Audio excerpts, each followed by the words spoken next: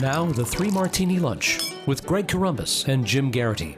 And welcome to Monday. I am Rich McFadden in for Greg Corombos of Radio America, along with National Review's Jim Garrity for today's Three Martini Lunch, where we go through all of the day's good, bad, and crazy martinis just to have a little fun to kick it off. And today we start with a little bit of fun here.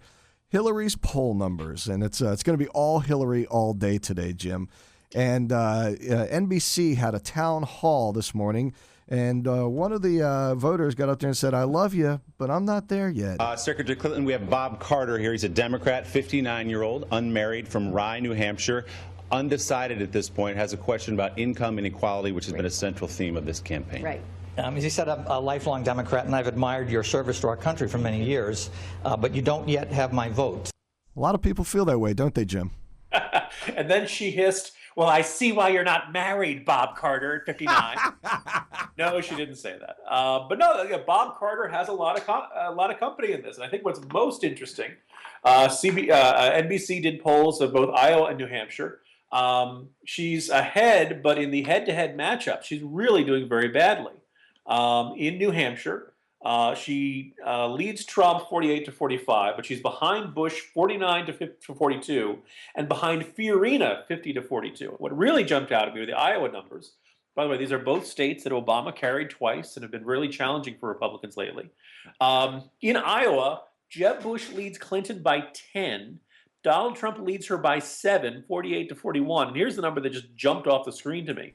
Carly Fiorina leads Clinton in Iowa by 14 points, 50% to 38%, right? That is a bad number for her. Right? That is blowout numbers.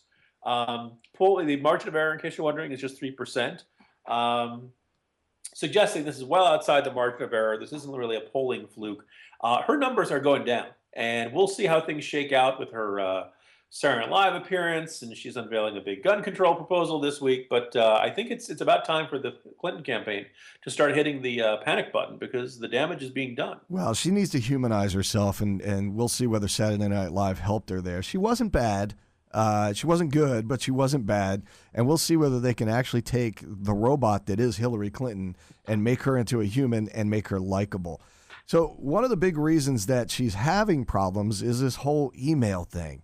And this morning on the Today Show, she says she's one of the most transparent politicians ever when it comes to email. And every government official gets to decide what is personal and work related. If I'd had two separate accounts, as many people do, obviously, I would have decided every hour what was personal, what was work related. The law also says that the official gets to determine that, and that's what I did. And I have gone further than anybody that I'm aware of in American history. Now, that's not a long history because we haven't had emails that long, but as long as we've had them, I've gone longer and farther to try to be as transparent as possible. Nobody else has done that. And by the time this is over, I'm a little embarrassed that the emails are so boring in many instances, but they will all be out there and people will be able to make their decision. Jim, she says she's gone farther than anybody to be transparent. You know what I thought was most boring about Hillary's emails? What's that? The satellite photos of North Korea that were classified, the details about our drone strikes in Pakistan. Wasn't that boring? That is boring stuff. I'm not interested in it, but classified, I'm sure the Chinese government, they might be interested in it. They might not find it so boring. Yeah, Kim Jong Ding Dong, I'm sure he doesn't find it boring. She hasn't, remember this all began with her telling us it was all about yoga routines and things like that, yoga appointments and stuff. Right. Now, some of the emails are kind of fascinating to show that she emails someone to tell someone else to bring her iced tea. She called the White House switchboard and couldn't get the White House to believe it was really her, and they asked her for her office, and she said, "I don't know my office phone number. I never call my own office." It does seem like something out of a sitcom or something like that. I will give her a break on not knowing how to operate a fax machine, Rich, because sure. Who does, right? Anymore. No one remembers how to operate a fax machine. Right. That technology is ancient. It's kind of like the lighthouse at Pharos. So, hold on one second. I need to email somebody to get them to bring me an iced tea real quick. Hold on. Okay, go ahead. I'm sorry. Go ahead. No, just an observation. Her insistence that she's been more open than anyone else. Well, when you have a private email server that is not subject to FOIA and can't be congressionally subpoenaed, no, Hillary, you're not. And she said that all these questions, like, it's fascinating. She made this statement insisting she's been so open, and also insisting that the questions about her server have been beyond the pale. And it just, there's this simultaneous, I've never been more open, and how dare you ask? Right. Exactly. And and she seems, I'll try both and see what works without recognizing that they're contradictory. All right. Well, after the Oregon shooting last week, all politicians are taking the opportunity to tell us what they would do to fix the problem. And she's she's jumping right in with everybody else. How is she going to close the gun show loophole? Apparently, she says she wants to do it. But it's become a kind of a tired refrain amongst Democratic pro-gun control politicians. Never mind the fact that almost no mass shooters get their guns from gun shows, and in fact, very few criminals get their guns from gun shows. Most people at gun shows are perfectly law-abiding Americans, and in fact, if you really wanted to deal with this, you might actually enforce the laws on the books. Right. Two things about Hillary's proposal that jumped out at me today. One being, yes, she wants to close the gun show loophole by executive order, Rich. Oh, executive order. The Second Amendment executive order. Yeah, that'll go over well. Observing that, like, this is the Obama philosophy of government. Like, the idea, besides the fact that it might be unconstitutional, that the president can do whatever he or she wants, whenever he or she wants, and affect the laws, and basically tell the executive branch which laws to enforce and which ones not to enforce.